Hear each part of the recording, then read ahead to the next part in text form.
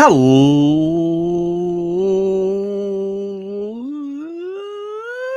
everyone, and welcome to the Never End Podcast, the podcast open to everyone, especially Jodie Whittaker. My name is Luke. I'm your host of the Never End Podcast. Yeah, that's the name of it. Wow, I'm rusty.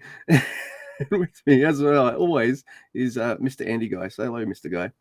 Hello, Mr. Guy. Hello, Luke. Hello to the listeners. It is Never Realm 30, where we're going to talk about whatever we want. But, Luke, it's been a while since we released an episode. New Japan's been on hiatus. They're not doing anything, so it's not like we could watch something if we wanted to. There's not anything there because it's right before the G1 and nothing else is going on at all. Nothing. I tell you what, I was so starved. I was like, you know what? Maybe I will check out that Fantastica Mania. Oh, it costs money. Never mind. Well, I started watching some wrestling the other night. I wanted to watch the Taichi versus Ibushi match, right? And so I was like, oh, look that up. Well, you look it up, you don't find that. So I had to outsmart New Japan World, which is how you have to do it. So I had to figure out, okay, so which G1 was that? Okay, well, let's look up that G1, figure out what date that match was on, then look it up by that. And I found it. And that show was fantastic. It had Ospreay versus Okada on it, and Shingo versus some Cobb or something. It was fantastic. So that was a good show. I watched it. Nice. So I guess if I want to watch some of my favorite matches, I can't do it you gotta know what date it's on. Yeah, you gotta know what the date is. You gotta know which show it was, which tour it was, and then it's no problem. Great. So I have to be a New Japan nerd in order to find all this shit. It's a good thing. It's a good thing I'm a New Japan nerd, and it's probably it's all right. Just hit up John Schmanchma. He'll tell us all about it, and then you have no problem. He can give us a list. Yeah, got him on the horn. He won't just tell you where the match is. He'll send you the link. He'll also tell you how long the match was, how long the previous matches those two wrestlers had was, what the win-loss rate was, how many words commentary said, which words were they, things like that. How long the shoelaces are, also the drawstring lace. Oh, those are much longer than you think. Both. In fact, a lot of times those laces are tucked in because they got to be real long with the big, the regular style wrestling boots. That's right.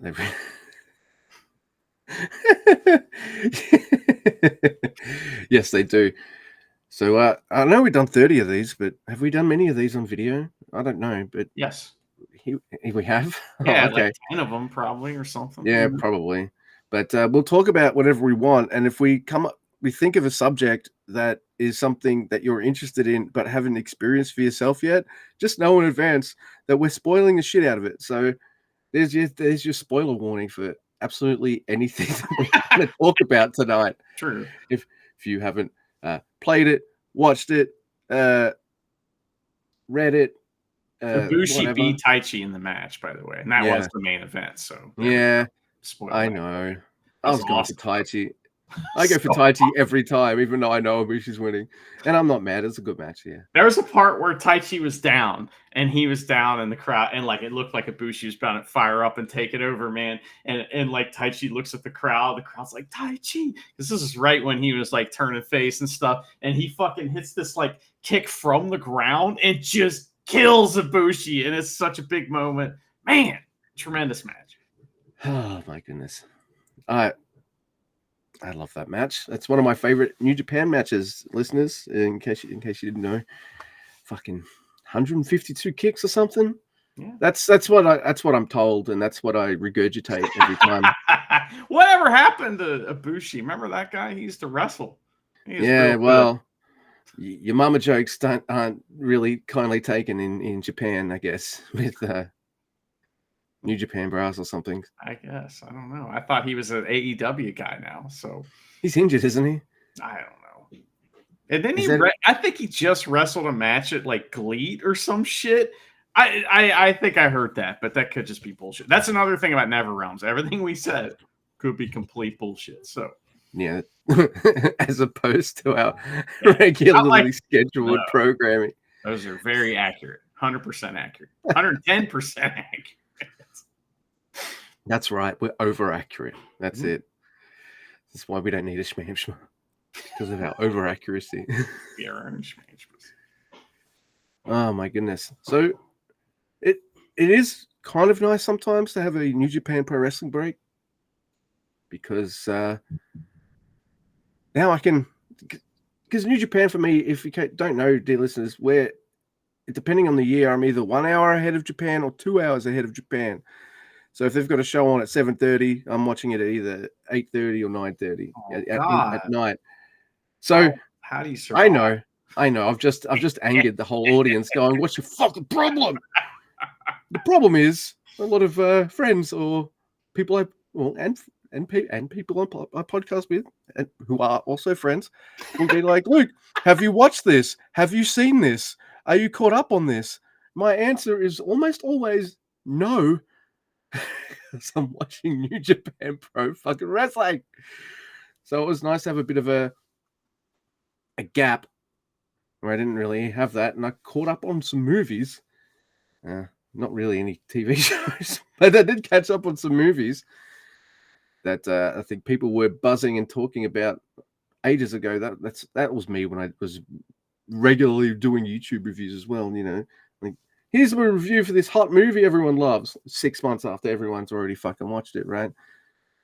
But yeah, I watched Poor Things, which I got you to watch, and I don't think you were too keen on it, even though I thought it was pretty watchable. But and we also watched The Bike Riders, though this time you saw it first, and your review of it was very vague to the point of like, all right, he thought this sucks and he doesn't want to tell me because he wants me to watch the movie. But I don't know, I quite liked it as well. Yeah, I didn't have strong feelings about it one way or the Yeah, other. So I didn't want to text you something and be like, well, it sure is a movie. Because that's usually we say something about something we don't like, but that's kind of how I felt. It was a real movie with real actors doing actual things, and like they really did stuff. There was action in the movie, there was like drama in the movie. It was a real movie. My problem is that I was just bummed out because it was filmed in Cincinnati, and I was like, "Oh, cool! I'll get to recognize Cincinnati things in the movie." No, a field of grass, like that's not. I don't recognize that. There was like maybe a bar at the very beginning. I might know where that is, but I don't think so. So, but I felt like that all the actors did a great job. I like Tom Hardy a lot.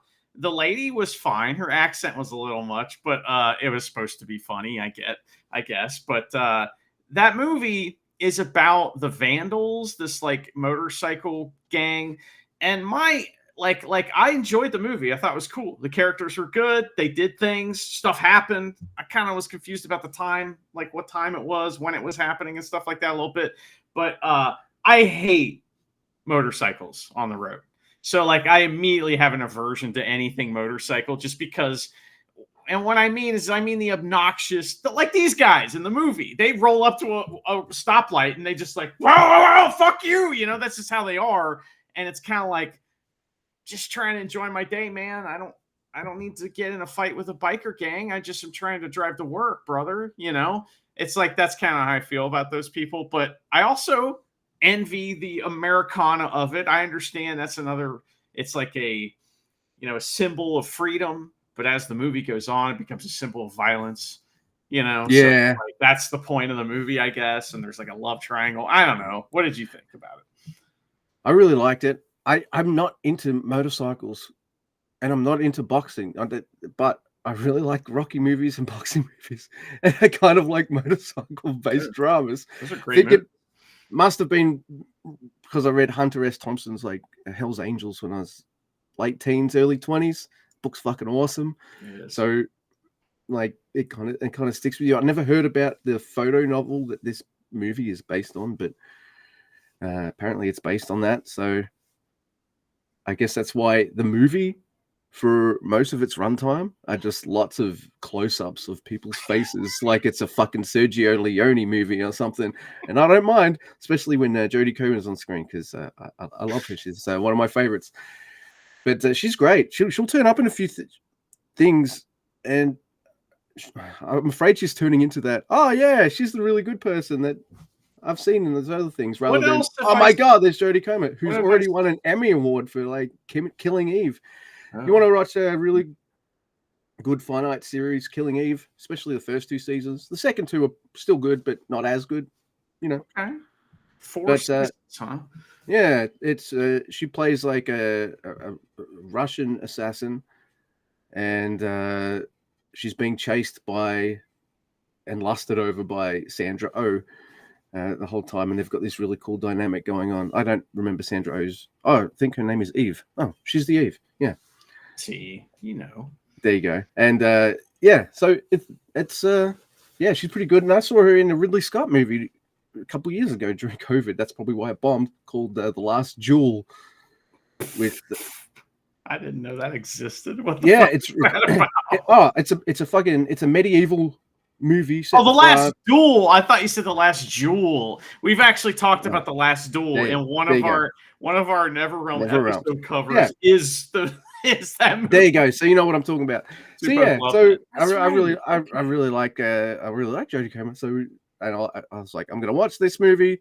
It's also got Mad Max and fucking Elvis in it. Like, how bad can this be? And I'm not calling him his real name. He's over Elvis for life, top, man, with that face. Oh, dude, like, just there's some easy for a second. I know it's definitely based on the Vandals and stuff, but it definitely plays with like bikey movie stereotypes and things like that. Like, it even shows Johnny, which is Tom Hardy's character, like before he starts the gang, like seeing Rebel Without a Cause. He's like, what do you got? Oh my God. And you see his reaction to that. He's like, oh my God, that's the greatest thing I've ever seen. Yeah, he's watching The Wild Bunch at one point too, I think. And he's like, man, I love Marlon Brando. He's the best. You want to start a gang? Okay. Michael Shannon's like, yep, here we are. Oh yeah. It's very light on plot, but what I really liked was all the characters. Even if some of them were cliched and stuff, they're always well acted and well done. You've got Elvis, who he's the fucking handsome, silent, cool, bikie bad boy that he's James Dean. He's dressed like James Dean as fuck. He doesn't really have to say much either. All he has to do is kind of do a Zoolander expression while the camera fucking zooms right up in his face. Like, yeah, he needs to take it down a notch a little bit. The guy's so handsome, it's ridiculous. And they're just like, it's like, whoa, easy, pal. But that was the James Dean thing. He's James Dean. Tom Hardy's Marlon Brando. You know, absolutely. And it's like the fight between those two concepts or whatever. You know.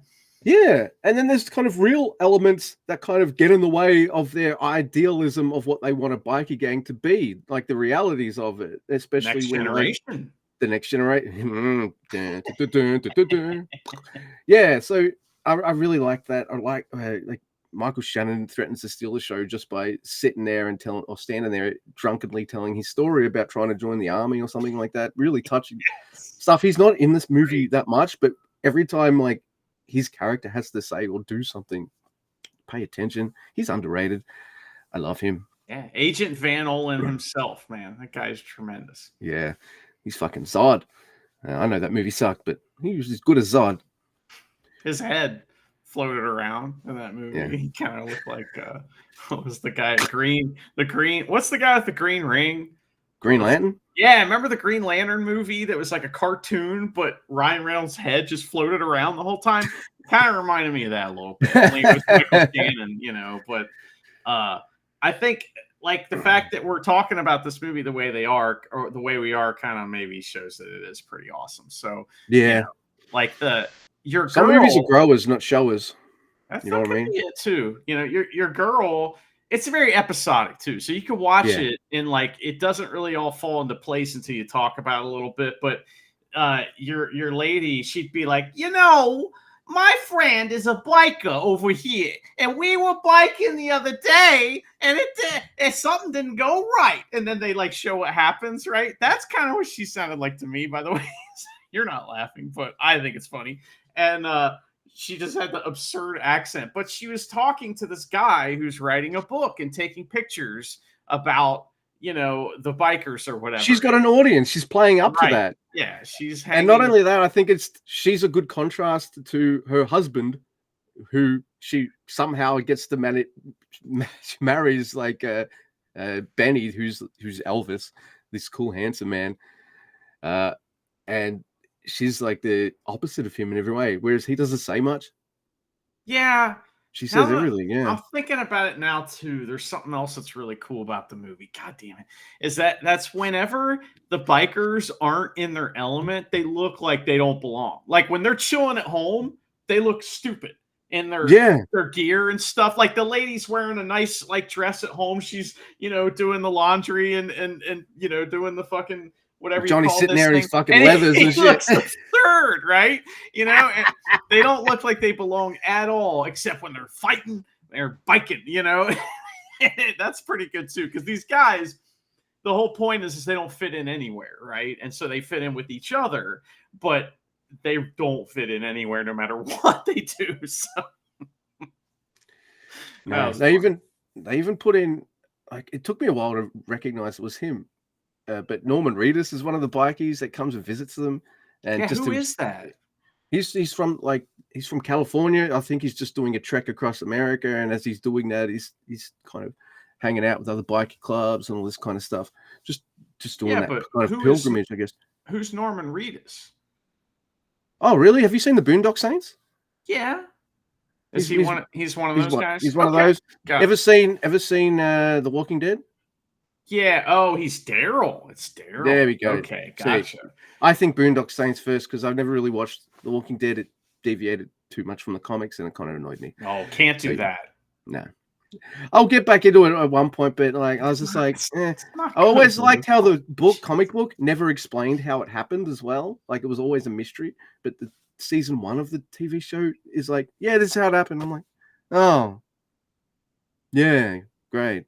Yeah, it's not a good show. I'm just joshing you. Thanks. But so there you go. I actually thought we talked about bike riders more than, and I didn't. Now that you mention it, I'm going to mention this to Charity since we're done here. The Benny is James Dean, Johnny is Marlon Brando. Like it's obvious, right? To me, right now that you've said that, it's fucking right there.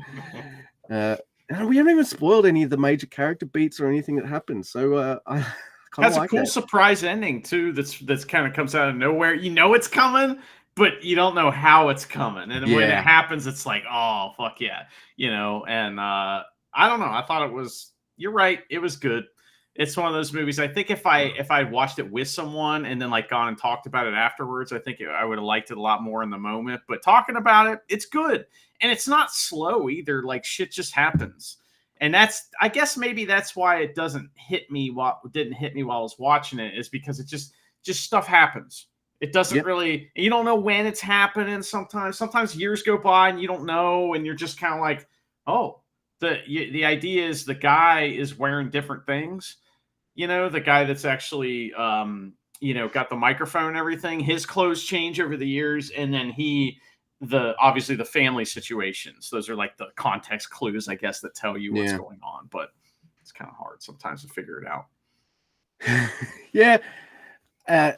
It's like that. I've looked at the director's other films. I think I've only seen one of them. I can't remember which one I'd seen, but he's not like this huge, amazing director that we've never heard of or anything like that. So I think like this might be his best / standout movie, just judging by his IMDb. Jeff Nichols, I think his name is, and why not? And I think he maybe went a little too arty with some of it, I guess, but I can understand why, because it's based on a photo novel. He wants to make some of it look as photographic as possible, even fair. Keeping it moving.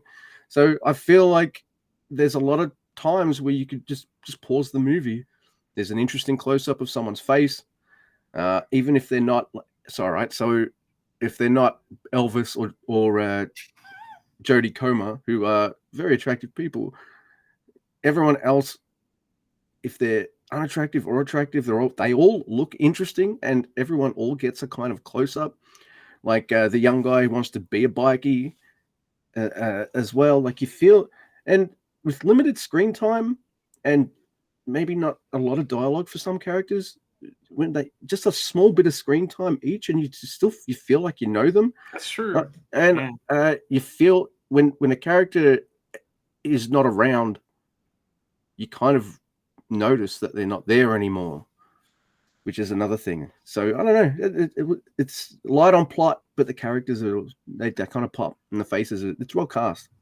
Yeah. It's a mix of like pretty good, strong names and I guess character actors and stuff as well. Yeah.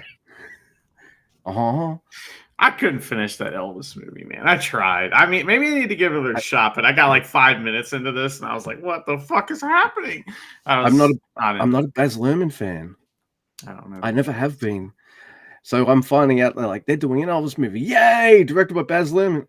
Oh. What is Baz Luhrmann? Who does he do? All right. Moulin Rouge. Oh yeah. Australia. Yeah. I think my favorite thing he ever did was he the guy who did Priscilla, Queen of the Desert, because that movie's legit good. Okay. It's a drag queen movie from the 90s, Australian. I know what that is, of course. Yeah. America made its own rip-off version. Oh yeah, Tu Wong Fu with thanks for everything, Julie Newmar. I remember that. And I actually kind of like that movie too. It's not as good, but it's fun. Who like people would fucking complain or something. Think of the children these days or something. Like there they are. It was a big movie in Australia in the 90s. Good. Still a big stage show and stuff here too. Like all that kind of stuff. Nice. I think Hugo Weaving is in it. He's very talented. So. Yeah. Mr. Anderson. Oh yeah, that's right. He's the Matrix guy, right? Yeah, I guess that is how everyone knows him. He's a fucking Aussie icon here, so you kind of know him from like all sorts of shit. He needs to go on the Traders. Let's get him on there, you know? Dude. Maybe he would host the Traders, wouldn't he? And I like Roger, the Australian host. So he's too big. Yeah. Like true. Hugo Weaving is like Sam Neill, I guess. They get work everywhere and stuff. We've kind of claimed Sam Neill as well, even though he's New Zealand. Did you know that the new season of the United States Traders will be out soon? And Nikki Bella is on it. Yeah. Oh, we're gonna have to talk about it. I'm watching one of the American seasons of Traders, and so it's like mostly reality stars, but there's a sprinkling of like everyday Joes in there. Yeah. And I remember this one, like, kind of, he had a ginger beard. I remember that. This one guy, he's like a tradie or something, and he's saying shit like at round tables, like, if we don't know who the traders are, why don't we get out one of these reality people? Because they don't need the money. Guess what? He's gone. But I was like, yeah, why the fuck are they in this show? They don't need the money. So I heard Nikki Bella was going to be into it. My first thought was, well, she doesn't need the money. But my second thought was, oh, she's going to create drama, and she's really stupid. So this is going to be amazing. I think Nikki Bella is one of those ones that's like, that'd be really fun. And I think that she will like either be a faithful that goes all the way to the end and then gets duped and it's like, what? Yeah. Or she'll when they say, okay, tell me which like where you're gonna finish. Are you gonna finish first or last? She'll be like, I guess I'm gonna be last, and then get voted off immediately before the game even starts. So I reckon she could do a face heel dynamic. Actually, she could do both. Yeah. We've seen it in wrestling, right? Yeah, we'll see. I mean, no one knows who's going to be a good trader and who isn't. I just remember the Aussie season where the model just like she was like a faithful for half of it. Then they recruited her. She turned heel, and she just fucking had everyone absolutely bamboozled because the old white dude's like, surely this beautiful woman would not lie to me. They're just not capable of lying, surely. What a fucking mark. It looks like the biggest dumbass by the end. That was great. Oh my god. So I started watching Traders by myself, and then we got the Charity and the mother-in-law into it, and now Joy, her name is. So now I get both of them coming up to me sometimes going, when's Traders coming back? And I don't care if it's English, no, UK, we gotta Australian, see it, Canadian. They're just like, Where is that? Where is it? Dude, Where is I it? feel it. They've already filmed season 3 of the UK and of the United States. US is going to be out soon. I don't know what the date is. I'm scared to look because there's also all kinds of spoilers out there for traders, and I don't want to see any of that Nah. shit. So but I think the UK version isn't coming out till January. So Oh, for fuck's sake! I Really? know that is definitely for fuck's sake from me as well. So. Oh man. Well, Poor Thing. So I watched that, right? Yeah. And it's about it's like about a woman who gets her brain switched out by a mad scientist who calls himself God, who's played by William Defoe, who becomes a object of desire and is used as that by many gentlemen, and then returns home and marries like the guy, and then somebody gets killed at the end or something. It is madness. Right now, listen, I loved Killing of the Sacred Deer. One of the things I really liked about Killing of the Sacred Deer is that everybody was deadpan. All the shit that was going on was super weird, right? The Lobster is the same way too. It's not by the same guy, but it's the same thing where it's like all this fucking weird shit's going on and they're just like totally deadpan.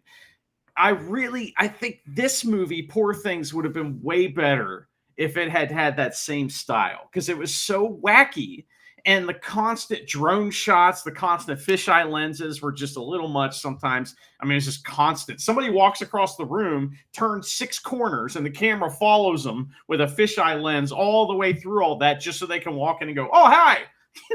It's like easy. Oh, dude. Take it easy. I really like Poor Things, but it does look like self-indulgent wank. And now that it's won Oscars, you just wait. Yorgos Lanthimos, Right. I've butchered his name, but if you thought he'd made some self-indulgent wank up to this point, he's just won some Oscars. Yeah. He hasn't in for finished blasting the. He hasn't finished blasting yet, man. Like, you just wait. It's like Chris Nolan. Like they give he wins a few Oscars and stuff now, and these movies are just going to get more self-indulgent than I feel like they are. Yeah, I'm not mad No, at it. I like half his movies though, and the other half I find are interesting. So at least he's always worth watching. Well, I think that's how I felt about this movie. The first half, I was like, "Oh, I really like this. This is wild and different." And then, like halfway through it, I'm just like, "All right, Mark Ruffalo, save me!" And that's the only person that would come in and save me, because like I got tired of the characters, and the choices that the main character makes are just baffling. And I don't know. I just it's baffling in general. But Yeah. Mark Ruffalo was hilarious. Everybody's great. It's just a weird movie. Yeah, it is weird. I always felt, I'm not sure if it was implied or not. I watched this before the Bike Riders, and to be honest, even though I feel like over the course of days that have passed, Bike Riders has overtaken Poor Things as a movie that I watched and liked. I liked it more, I think, Bike Riders, but I think with Poor Things, you've got, well, it's pretty much just like, here's how women are. Here's 2.5 hours of all the different ways women are kind That's of fair. psychologically abused, gaslighted, and all that. And here's this person who's supposed to act all proper and all this kind of stuff, doing the opposite because she's fucking her brain. Dude, do I even want to say this? Like, she's a child. That's the idea, right? Yeah. She has the mind of a child, and I get that. And that's like the idea is that she's being sexually exploited at a very young age. But it's all sorts of different ways, because you've got like the people who want to keep her at home, like a kept woman, like as a housewife. Then you've got the cad, the one who's used to having, playing women like a fiddle, which is Mark Ruffalo. And I love that casting, because you see Mark Ruffalo and you don't think to yourself, there's a really ugly man, but you don't think, well, at least I don't see him and think like, well, there's a dude who's this amazing man with the ladies or something like that. But he plays this character, and you see how he operates and acts, and you're like, He's you know so what?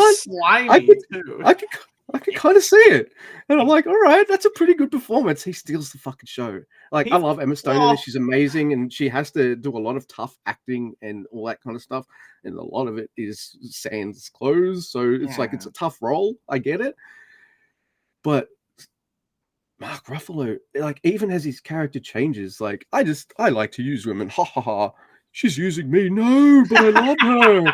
How dare she do that?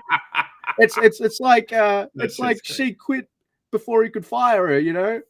That kind of thing. She And gets because over of on that, him big time, yeah, right? that's He's it, not right? expecting that. It's great. So, and I think it's implied at the start that God, Willem Dafoe's character, is Frankenstein's monster. Okay. And he's got a lot of that kind of stuff because he's like a brilliant scientist, like surgeon, anatomy, though, right? and all this kind of stuff. Yeah, and he wants to do experiments, and this is an experiment of his. Now that I'm thinking about it, she kind of gets over on every male character in the end, right? Yeah. So especially the cuckold guy that's like, I just want to marry you. It's like Master Huato, the guy that is hired to take care of her, and he's such a baby face that he just gets fucking like completely walked over by her and Mark Ruffalo and God. Everyone. That character is such a pushover. It's hilarious. Stiff Breeze would knock him over. Light Breeze. He's like Red Shoes, Yeah, it's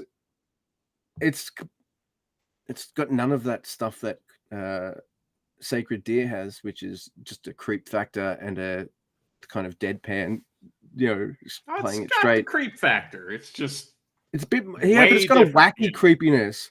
Like it's kind of wacky and disturbing. Like I'm thinking about it the whole time. I'm like, that's a baby brain in the woman's body. Like the whole time, I'm like, so gross.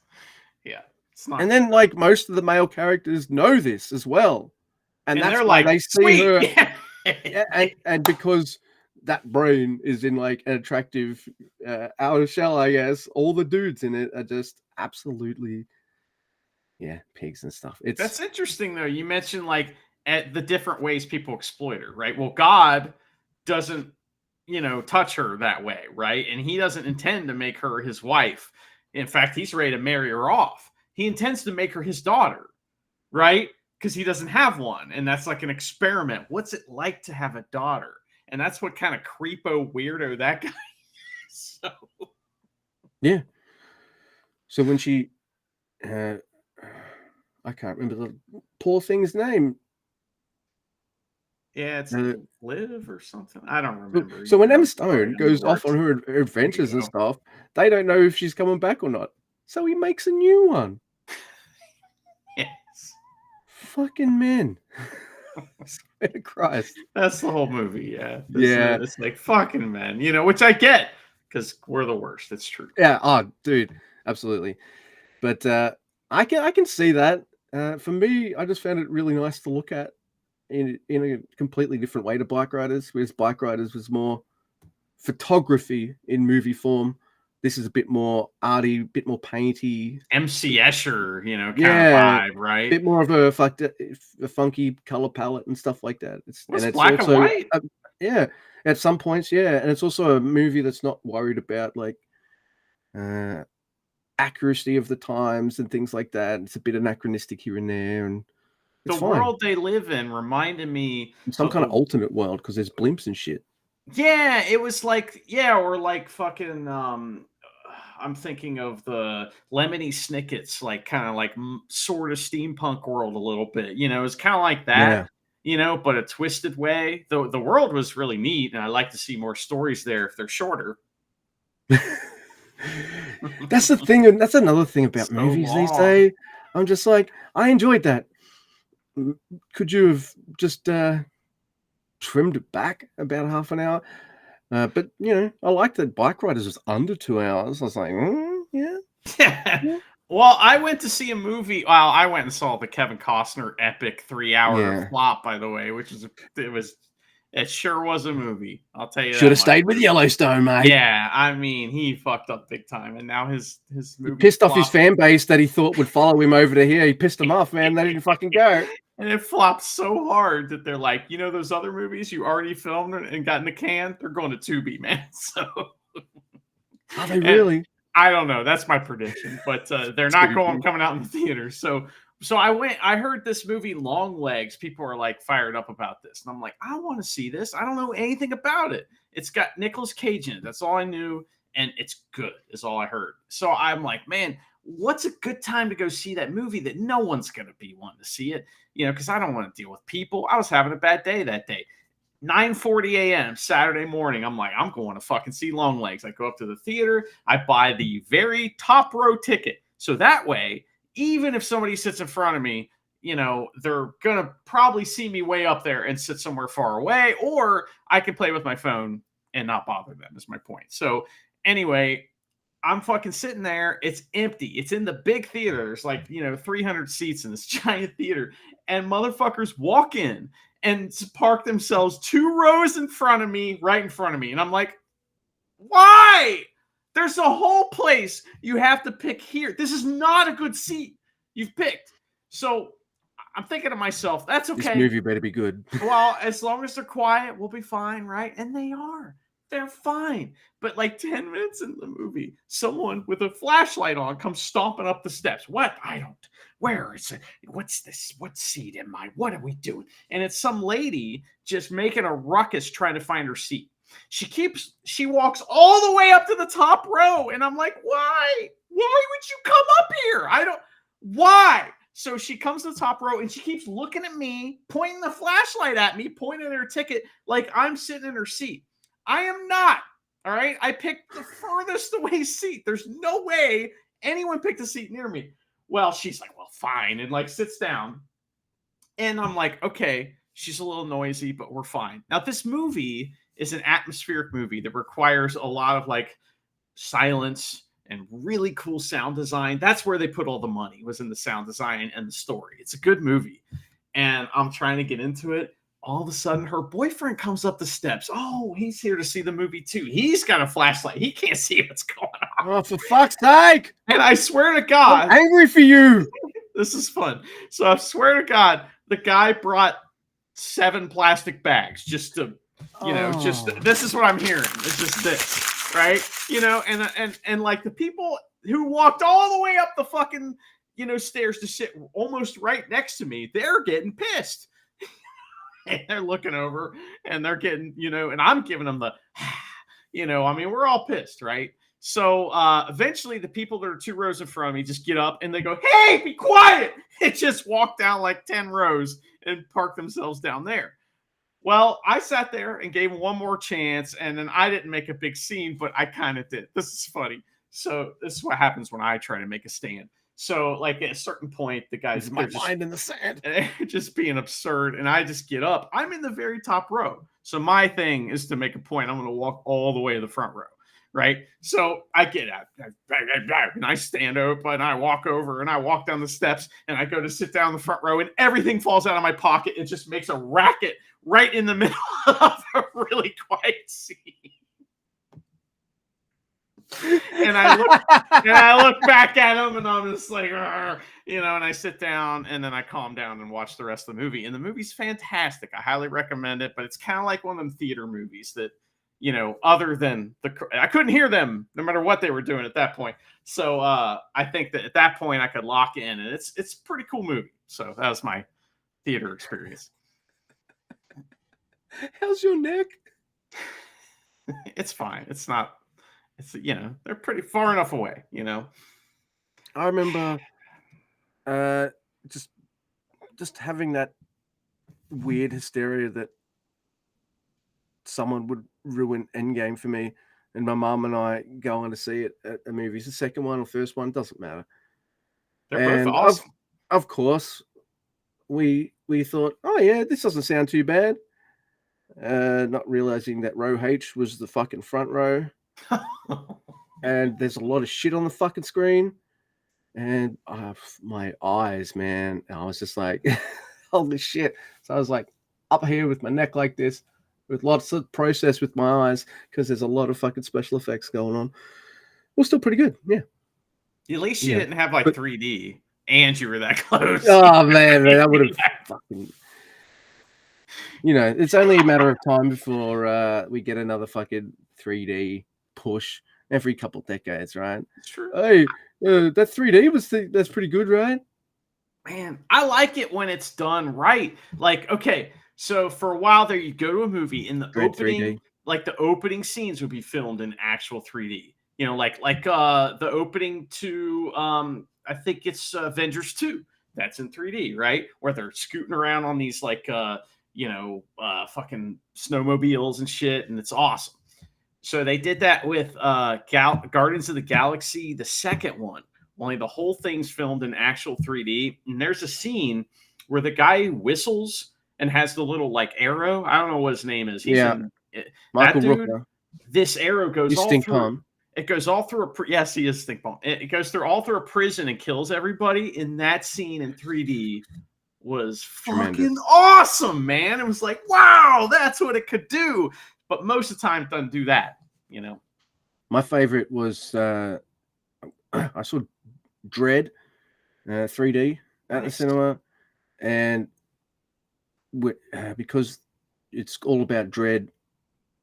It came out the same time as The Raid, by the way, and they have the same plot, but they had no awareness of each other. It's kind of like The Office and Trailer Park Boys coming out at the same time with the same format, but neither being aware of the other. But it was kind of like that. But every time with Dread, because he's in a block, this big apartment block, and the drug that everyone uses in that, or these dealt there, is called slow-mo. Yeah. And it would fucking slow down time, and it slows down time, and and as the camera's going like this in slow-mo, Dread's like shooting some guy on slow-mo right in the head, and it's just going. That's awesome. Or the bad guys just had slow-mo. I think Dread makes her take it at the end. Yeah, he does. And kicks her over the fucking railing. Fucking Cersei. And she in 3D falls in slow motion. Okay. And you see it from her perspective looking up, and then it turns around, fucking her going down and stuff. That's Lena Headey too. That's Cersei Lannister as well. The Dread ass whoops there too. So it's even cooler. She's the best. I like her as an actress. Got the scar on her face. Yeah, that's Sarah Connor. Yeah, she's great. That movie's fantastic. Carl Urban as Dread too. Yeah, like, fucking badass movie. It's like it's just like a perfect procedural, like fucking cop movie that has an awesome beginning, middle, and end. That's a great movie. And now that you're telling me about it, it's like, yeah, that would be awesome in 3D, because all those scenes don't really make as much sense in 2D, do they? As far as like they look cool, but they have that extra stank on it. Yeah, with 3D stuff. Stank. So, that's awesome. That's the Twilight Zone episode I want to watch. I do like that. Did you watch any of the remake of Twilight Zone that they made? It was like in 2020. You mean the 80s and 90s? No, the like one that Key and Peele made or whatever. Yeah, it was all right. Yeah, there was like one good one, and the rest of them were kind of like, oh, I don't even remember what it was, but they remade the Fear at 2,000 feet or whatever that one, the most famous one with Why would you redo that? Because it's already been redone once, and the movie. Right. That's with William Shatner, and John Lithgow. So, by the way, certain ones you wouldn't do again. Like you wouldn't do. Yeah, it's a good movie too, by the way. You wouldn't redo like the one with the penguin either, where he wants to read and then he fucking cracks his glasses. Yeah, you don't. You don't redo that. You don't redo To Serve Man as well. Like you pick a hidden gem that unearth a hidden gem that maybe people don't remember. That's really good or something. We don't need to see Willoughby again. We just need to. There's so many episodes. There's hundreds, and there's Night Gallery. So there's like hundreds of these. And there's the Outer Limits. Like, come on, man. Yeah. Man, Outer Limits rules too. And I like the remake of the Outer Limits. And I like the remake of the Twilight Zone from the 80s. I really like that a lot. That's good, man. 80s Twilight Zone and Outer Limits I saw a lot because the VHSs were floating around video stores and stuff, so I saw quite a few episodes that way. I think they would have that like 1 hour, or like it was there. I think they were 1 hour shows with 2 stories, Yeah. and they'd have them back to back in America. And there was another show called Amazing Stories that came out Yeah, around I that remember time that. too, and it was a similar kind of deal, and it had a couple of great episodes. So, you know, Yeah. I think TV. the 80s Outer Limits and Twilight Zone 80s, 90s, I think they also remade older episodes as well, but that for some reason I must have seen those shows first, but they don't stick into my head as much as the black and white 60s stuff. Because I have this Outer Limits box set somewhere on my shelf. Hmm. It's it starts off pretty hokey. All of them is like the first like 5 or 6 is like alien invasion of the week with the message of man wasn't meant to have this kind of technology. Yeah. Man does not meant to progress this far. All the like Well, it's like it's all Forbidden Planet over and over again. It's like the yeah, same thing yeah. over and over. Oh man, how tough would it be to write a sci-fi story where Earthmen go to Mars or go to some other planet and not just rip off Forbidden Planet? You're gonna do that. I mean, Star Trek did it 100 times. So Oh, Doctor Who's probably done it 100 times as well. In fact, you want a sci-fi show that's probably ripped off every genre there is. It's Doctor Who. It even rips itself off, to be honest. It's that's 60 an years old. It's going to. homage. Yeah, You know. sorry. Yeah, that's French for rip off, isn't it? All right. So you've been playing Fallout 4. Is that right? Yes. Okay. I actually got into a groove, so Okay. I'm enjoying it. Tell me all about it. The funny thing is, before I started this playthrough, Charity and I finished a New Vegas one. We made our character. We talked about how our character would act in the world, and we enacted that all Right. across the Mojave, beginning, middle to end. It was awesome. We had a great time, and I'm like, hey, look, just to warn you a couple of things. Fallout 4 is pretty different. Blah blah. She's like, yeah, that's fine. We put Fallout 4 on, and all of a sudden, she sees the character we're supposed to be playing as talking, and she's like, I don't like this. Wait, do you not talk in Vegas? You No. don't have a voice, right? Oh, No, okay, that's right. Because the voice is you. You're the voice. Right. Yeah, because you're role playing as the character, so it's you. Well, So you are, not me. Yeah. I didn't like that. So Charity was like, and I was like, yeah. So in Fallout 4, you're either ex-military or an ex-lawyer from pre-war that with a kid. She's like, oh really? So you can't be like something different? I'm like, no, it's not the focus of this game anyway. We start playing it, and then the dialogue tree comes up, and it's only 4 options. And when I click on one and it doesn't say exactly what the option says, she's like, what is this? And she's like, you know what? These maybe I'll just watch you play it every now and again, and I'll duck in. And I'm like, I see your criticisms, I feel them, that's fine. But I also was like, I've just played New Vegas. It'd be nice to just kind of chill out in a Fallout world and not have to looter shooter. So story intensive. So like, I kind of I knew what to expect because I knew it was different. And sure enough, I'm like 7 hours in now. I haven't done much of the story stuff. I haven't seen Nick Valentine, but I've recruited Piper. I've met Paladin Dance and done his first mission. But I'm just roaming around with Piper now, just doing missions and stuff. And I totally avoided the Minuteman guy because he fucking sucks. Yeah, you gotta deal with him at some point. Settlement needs our help. Guess what? I've never played Nuka World, and I'm bringing the Raiders with me. Dude, I've never. That's another reason because I've never played Nuka World. Oh, it's awesome! And awesome. I've never played Far Harbor. You're gonna okay. So people that love New Vegas say Far Harbor's the best part of Fallout 4. So I think you're really gonna like Far Harbor. It's its own thing. I personally like Nuka World better just because it's so just neat. Like so the thing about Fallout 4, that you think about is the guy smiling, right?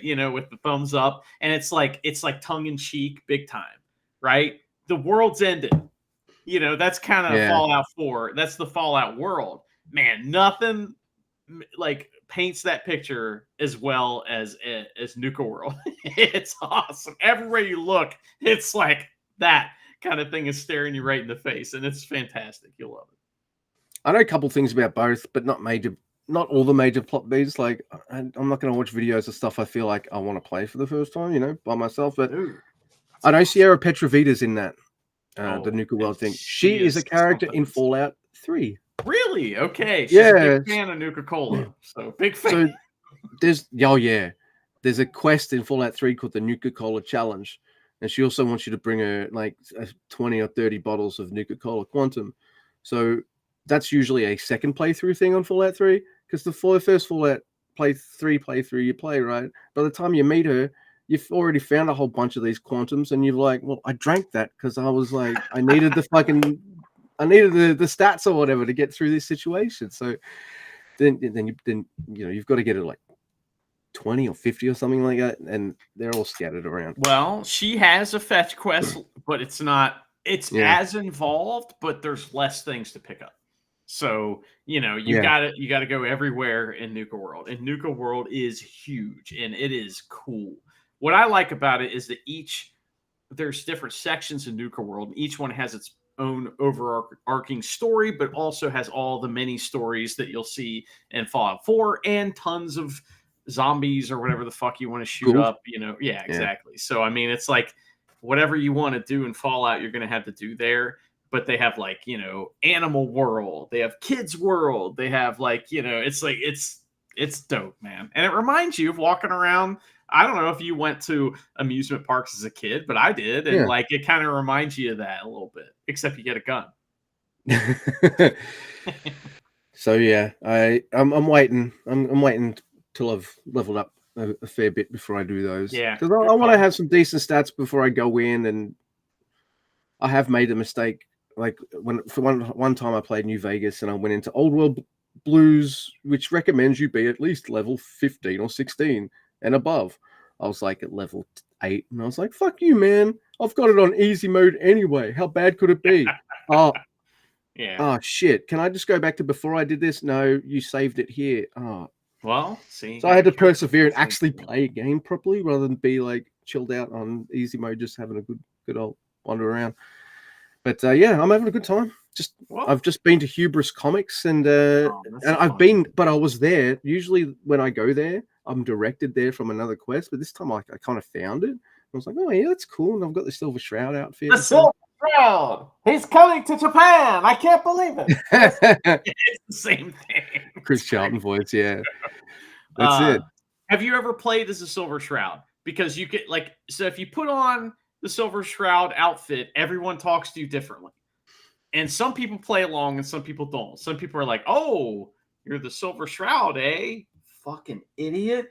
So what can we do for you, Silver Shroud? But then other people play along, and there's certain quests you can do. Like you just listen to the radio and it'll direct you to some quest, and you're the Shroud, right? It's fucking bomb like quest. It's one of the coolest quests in Fallout 4. All right, I'm putting my costume on because I'm not having a very serious playthrough either. Like I don't have all right, I must go here at this point, then here, and I want to get this weapon up specifically for this, and like it's been so long that I have a vague notion of where some things are, but everything else is just like I have no idea. I'm trying to find where Hancock is because he's one of my favorite companions. He's my ghoul bro. He's a good neighbor, man. Yeah, I know. I don't know where that is yet. No one's directed me there. Good. Find it. It's a good place to find, and you need to go there anyway to get to Far Harbor. So, but I know that game really well. I played it a million times. I just started a replay like last week because they came out with the PS5 version, PS5 update for your Fallout 4 game. And man, it looks fantastic. And I don't have any mods or anything. I just play it. And I'm like on level 40 because I've just been trying to level up pretty much for 2 weeks. And, I am playing as Brotherhood of Steel this time. And I've never done that before. And it's fun because you get to be the asshole at all times. You're just kind of like, whatever, it's like circle is the asshole answer. And I'm like, circle, circle, fuck you, and it's fun to walk around and just shoot people in the face. So that's what I do in a game. Not in a I know exactly what you mean. But do you know how in Fallout 4 you shoot someone and because they're integral to some kind of quest or something, they'll stand back up? In New Vegas, you can kill everyone. Yeah, and it fucks the game up though, right? No, you can still finish the game, like the whole story. But that quest you can't get because you killed that person, right? So, yeah. Well, that's the consequences of your actions, like right. Well, that does happen in Fallout 4 too. It's just there's certain people that are integral, but you can fuck all the quests up. So trust me, I do it. So I'm not sure who I haven't met all the sides yet. I'm not siding with Minuteman because they're lame, and it involves too much of the base building part of the game, and that's not. They're the team unaffiliated of. Yeah, they are. I'm not joining Fallout Hontai. Fuck off. Like the Brotherhood of Steel is Fallout Bullet Club for sure. Definitely. So the Railroad, they're just five guys, I guess, because they're here to change everything, right? The Institute is House of Torture. Boom. So no, the Raiders are House of Torture. Oh, that's right. So, and they are legit. They are not only a legit faction in Nuka World. There are several factions within the Raiders faction of Nuka World. It's the shit. See, you're making me excited to play it, but I just know as soon as I boot it back up, I'm not going anywhere near there for quite a while. So you'll turn a certain level, and it'll be like you'll get the doohickey, and it'll tell you can go there now. This will be my first time doing Far Harbor. Do I take Nick Valentine or no? Yeah, you want to if it's the first time you're doing it because he's integral to the story. I think you have to take him there at first, but then you can switch out for another guy. There's a guy over there named Longfellow that can be your ally, and he's pretty awesome. There's a couple other ones too. Does he look like Yoshihashi, who's quite a long fellow? He looks like Dr. Wagner Jr. from CMLL. That's what he looks like. So nice. But he's just a funny guy because he's a crotchety old man. But there's a couple. I think there's a couple. There is a quest, and I'm not spoiling anything. This is just a wild quest. You meet a robot. It's a Mr. Handy, and it's like, hey, bro, are you that detective that was supposed to come to the hotel and solve the murder mystery? And you're like, why, yes, I am. And that happens. And it's all robots. It's dope. The show, nice. That is a fantastic one. There is, I don't want to say anything else. I will say nothing else about Far Harbor. I do know one other thing about the Silver Shroud is, if you wear it during one of the DLCs where you take on the Mechanist. Okay. Yeah, as this Mechanist versus the Silver Shroud. Yeah. Also, the Mechanist and his arch rival, the Ant Agonizer, are in Fallout 3. They're in a place called Canterbury Commons. You stumble upon it.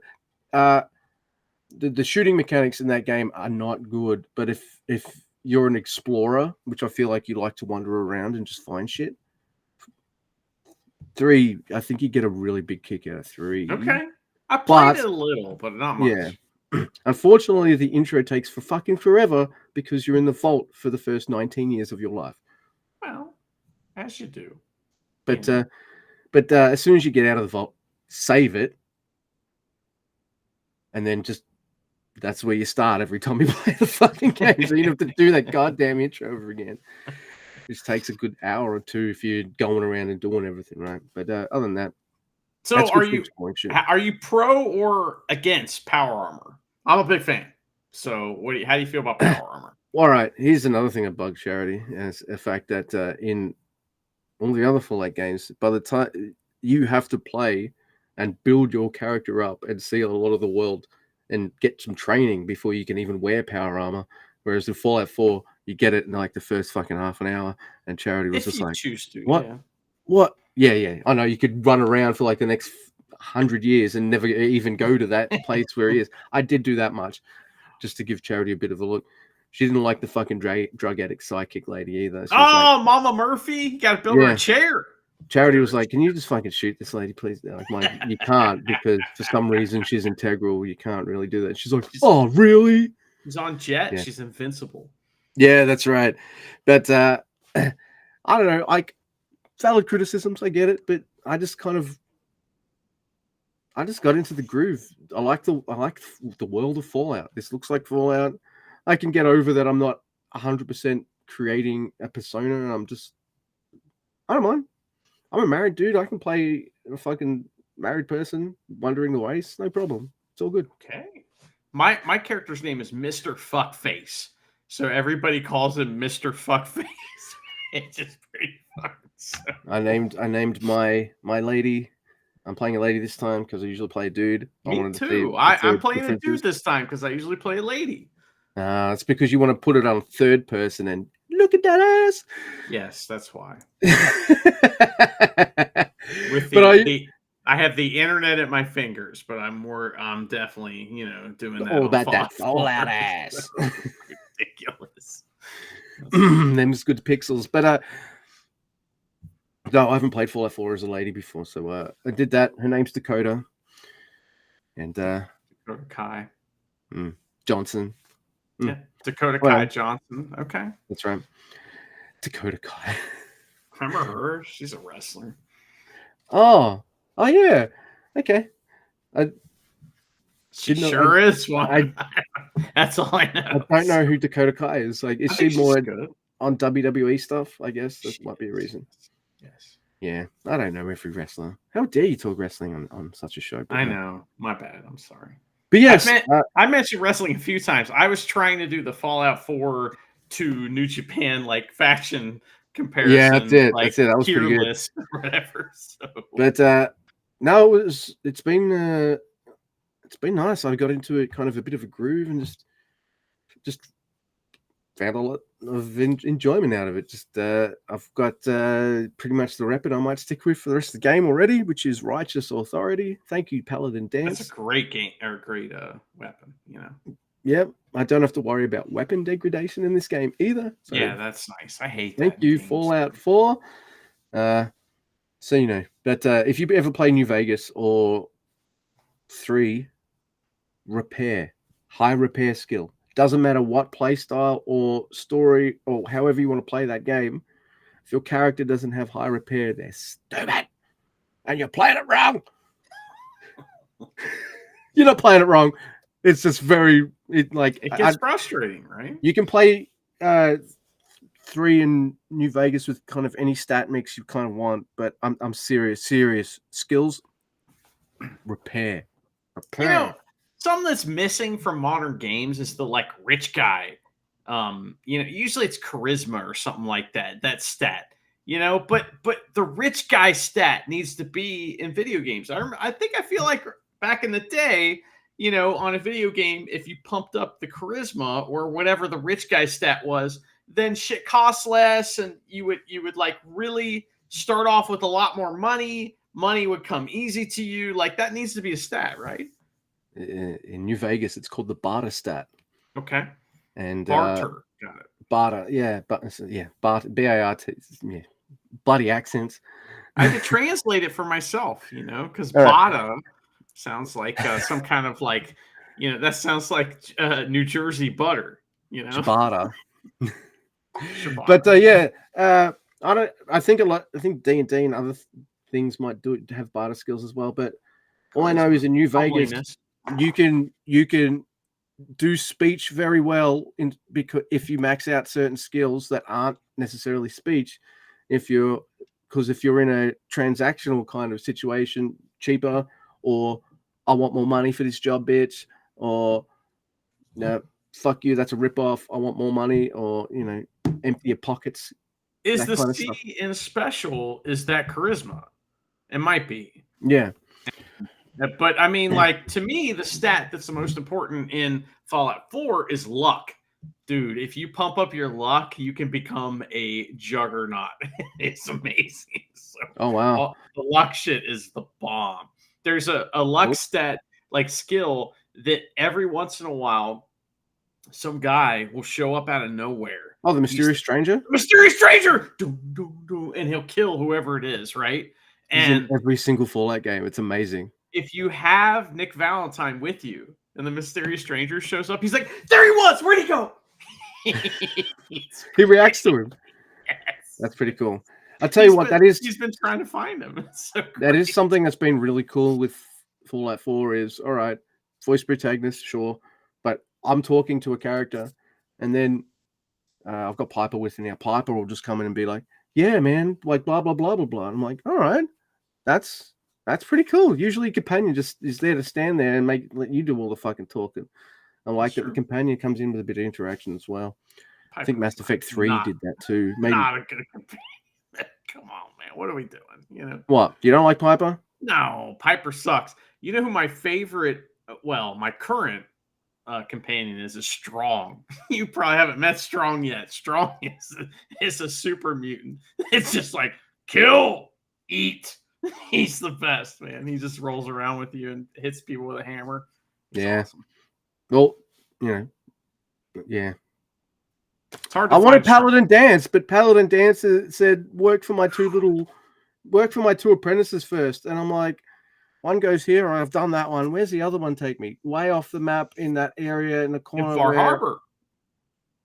Oh, really? Yep.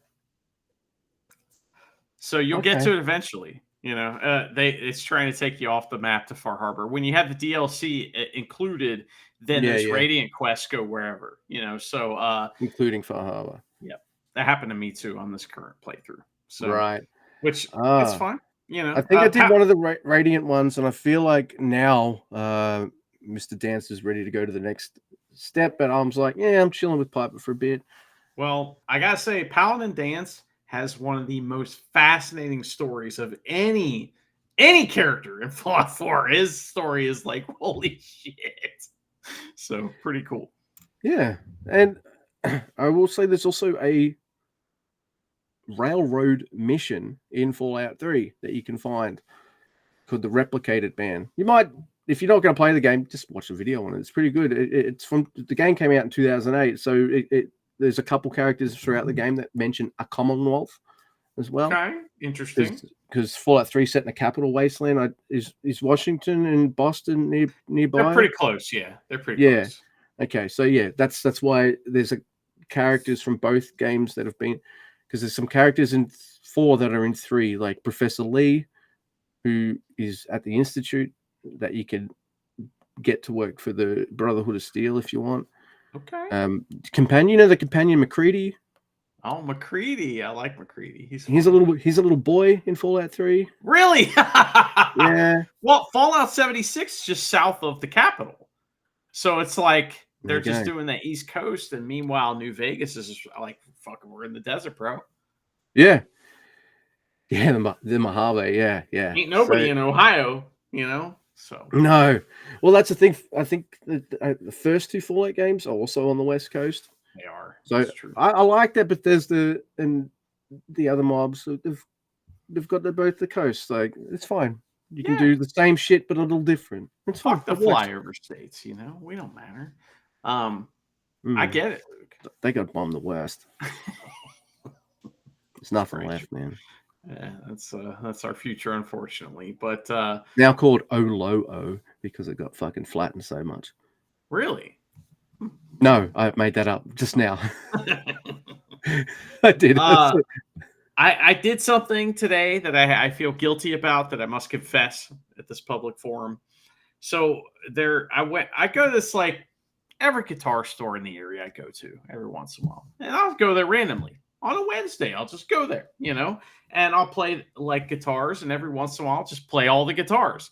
And I went into a local place the other day and I played all the guitars, and I was like, this one guitar, pretty nice. Wow, it's pretty cheap. So I asked a few questions about it, right?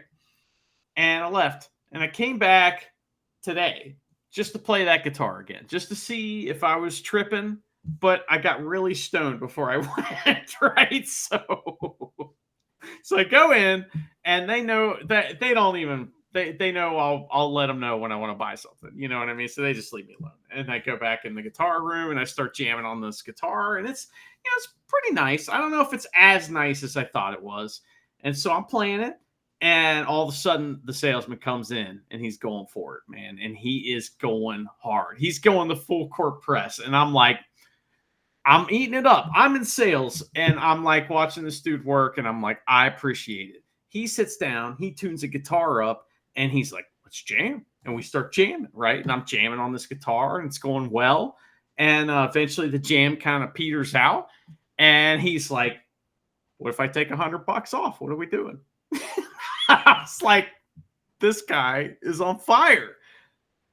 I was baked out of my mind. And I was like, listen, man, I really want to buy this guitar, and I want to buy it from you, but I am baked out of my mind right now, and I cannot make financial decisions while I'm baked out of my mind. So I'm really sorry. And his reaction was pretty good, because he was like, just walked out of the room. It was awesome. You want to acknowledge that his game is pretty good, and you'd like to buy off him, but I wanted to. I'm off my tits right now. He chose to come in there and start jamming with me. I didn't go, hey, can you come play? I didn't really engage him in conversation. He did only jam with buyers. But coffees for closers. He didn't get any. That's it. Today. Coffees for closers. Fuck you, that's my name. I felt so bad though, because I'm like, and I was coming home and I'm thinking, can I figure out how to buy this guitar? And so he had psychological effect on me, which I hope I do on other people as well when I am trying to sell things, because I do that as a job. Yep, that is what you do. I thought what you did as a job is take photos of yourself and other people outside jungle gyms or something. We don't get paid for that. God damn it! That store is right next to Jungle Gyms, and I'll tell you a secret. I went to Jungle Gyms today, but I didn't take a selfie, because somebody I know is giving me shit about going to Jungle Gyms so much. So I'm self-conscious about going to Jungle Gyms. And they might listen to this, and they know who they are. So. You've been fucking jungle gym shamed. Yeah, I have, by a specific person. They know who they are. So. Do they know you work like next door or something like? Oh, I don't. The music store's next door. That's the problem, right? So that's why, that's kind of like, one hand washes the other kind of things. Fucking hell. Yeah, fucking hell is right. When are you going to grow up? Dinosaurs aren't real. I gotta get baked to go to the guitar store. I was doing that when I was a teenager. So. Oh, man. Well, Luke, so The Prisoner, right? You're a big fan, right? You like this show. Tell me, why do you like it? And what I want to know, let's nail it down. We're going to permanently put this on the record. What is your theory about what number 6 is doing on the island? Did he choose to be there? Is he there of his own free will? What is his goal? And why did he retire? Resign. That too. He did that. Yeah, I saw this, I think in my early 20s. Got the DVD box set for pretty cheap. And didn't here's how nerdy I got. I watched it on the episode order that was on the discs, only to find out that was broadcast order, not the order in which the episodes were made. And that was only the broadcast order for here. But over here, it was broadcast in this order. And over here, it was broadcast in this order. And over here, it was broadcast in fucking this order. To the point where it's like the only thing that matters, and I think you followed this, you watch the first one first every time because he arrives there, and then you watch the last two last because it's a 2-part ending. I did do that, yes. Anything else in the middle, I gave you a list, but you can go off reservation, watch them in any order you want, which is actually pretty cool. Mixes things up every time you want to rewatch the show. That's you cool. You can just do it at any order you want. Sometimes, though, I just stick to my handful of outright faves and just rinse and repeat those because they feel like mini movies to me, I guess, like a mini event. There's only 17 episodes, so... They're very episodic. Everything that you need to know happens within the episode typically, right? Yeah. There is other stuff if you want it, but yeah, everything you really need to know to understand the story that's going on within that episode is in that episode. Yeah. And it does that 60s intro thing of giving you what the show is about in the theme tune. Blah, blah, blah, blah. That crazy guitar riff. Yeah. It's just like, whoa, turn the treble down. Jesus. That was Ron Grainer. He's partly responsible for Doctor Who's original theme.